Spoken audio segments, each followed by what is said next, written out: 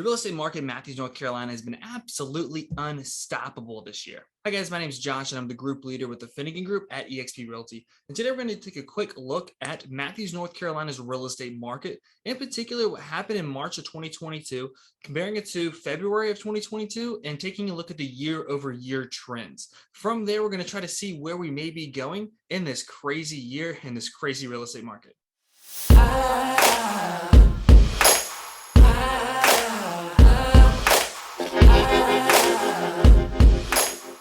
Let's go ahead and dive right in and first take a look at the amount of new inventory we saw come onto the market in March.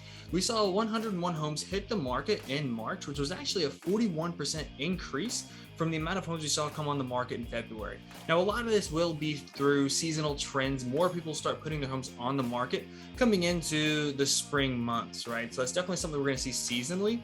And if we look at year over year, there was actually a 9% decrease in the amount of new listings we saw hit the market. So that's where we're kind of seeing that new inventory year over year, not really changing much and actually decreasing here a little bit. And if we turn around and look at the amount of homes that accepted offers, in March, we saw 102 homes accept offers, which is a 59% increase from what we saw go under contract just the month prior, which again, that goes into a lot of homes came onto the market, a lot more homes came onto the market. So we're going to see a lot more homes go under contract. So it's pretty expected to see those numbers kind of mimic each other and follow each other.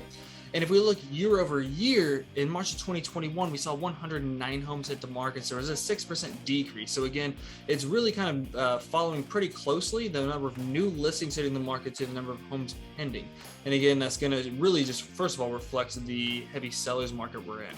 Now, one of the leading indicators that we can utilize to identify where the market may be going here in the future is comparing the number of new listings we see hit the market to how many homes we saw go under contract in that same month. Now, one thing that we want to identify is where is the trend going? So for instance, if we saw that the number of new listings keep increasing and the number of pending sales are lower than them per month, what that will show us is that there's going to be more inventory on the market every month as the new listings keep going up and more people are going on the market and not as many homes are going under contract. You're going to see that inventory increase, and that's when you slowly start moving to a buyer's market. Now, what we're seeing here is the number of new listings in March was 101, and the number of homes that went under contract in March was 102. So we're seeing the pending homes continuously outpace the amount of homes that we're seeing currently coming onto the market, right? So the inventory is not replenishing itself fast enough. So we continuously see ourselves kind of keep going into this heavy sellers market. So one thing that we want to identify, the numbers are getting close. However, we want to identify when the new listings start outpacing the pending sales, and frankly, they haven't yet. So what we could probably expect to see is this heavy sellers market continue here in the future. Now let's go ahead and take a look at how many homes actually closed. So in March, we saw 70 homes close, which was a 8% decrease from the amount we saw in February. And it was a 35% decrease from the amount of homes we saw close in March of 2021. And again, we're going to see the number of closings are decreasing, really following the inventory decreasing, right? If there's less homes on the market, there's less homes to go under contract, there's less homes to close. So it's not a concerning measure to see that number is decreasing. The good thing is we saw the amount of new listings increase, right?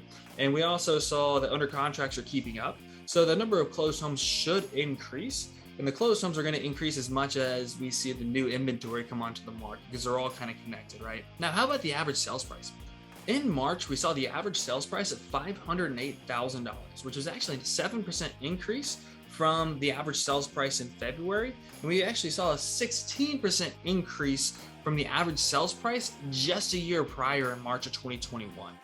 So again, supply versus demand, as we continue to see that push of demand out there and just not that supply to meet that demand, you're going to continue seeing these prices increase.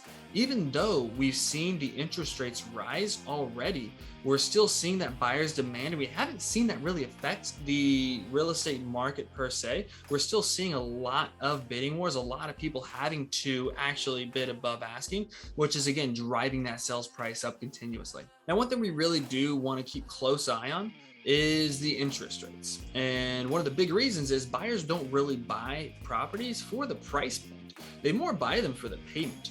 And as the interest rate increases, the payment for the same priced home will increase as well. And one thing that we may see is the buyer's affordability will decrease, which will decrease that demand. And we could start seeing a little bit of a ripple effect for the homes going onto the market, right? Less demand, you start seeing the supply increase. You can start kind of seeing the market shift a little bit. Now, we haven't seen that shift yet. And one of the biggest reasons is we just frankly have such low inventory. However, the average interest rate at the beginning of March was 3.76%. And at the end of March, it was 4.72%. And the average interest rates right now are about past that 5% range.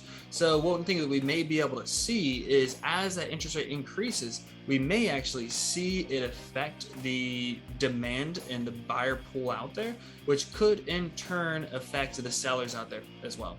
Now, for you home sellers out there, one thing you really wanted to pay attention to and really track and monitor if you are looking to make a move is the interest rates and how that's affecting the market.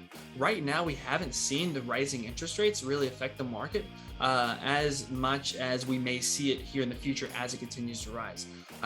Federal Reserve actually raised the interest rate for the very first time since December of 2018 in March 16th. And what they're planning on right now is raising it every single time they meet, which they're meeting another 6 times the rest of this year. So we could see that gradual increase of interest rates going on to the end of the year, possibly going on into 2023 as well. And for you home buyers out there, you definitely want to keep a close eye on the interest rate as well, because as that interest rate increases, it's going to affect your affordability and affect that price range you're looking at too. So you want to make sure you're talking to your broker, you're talking to your real estate agent, keeping a close eye on your price range and on the interest rates and where they possibly may be going. And guys, this is definitely a really crazy real estate market. And one thing that we do know is all of our clients have different goals and different things they're looking to accomplish. And so if you have been considering either buying a home or selling a home, myself and my team would love to be your real estate resource. So if you do have any questions or are considering making that move, please feel free to email us at info@thefinigangroup.com. We'd love to be the resource, answer any questions for you, and just really learn a little bit more about what you're looking to accomplish and crafting the best possible plan for you. And if you do own a home here in Matthews, North Carolina, prices have increased dramatically.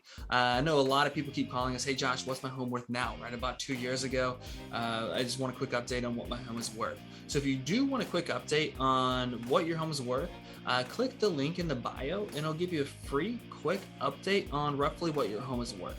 Guys, I really appreciate you watching the video. If you haven't subscribed yet, please subscribe. We're going to be shooting videos weekly, keeping you up to date on what's going on in the real estate market, some great places in the greater Charlotte area, and some wonderful tips to help you through your home buying and home selling process. Guys, thank you so much for watching. See you in the next one.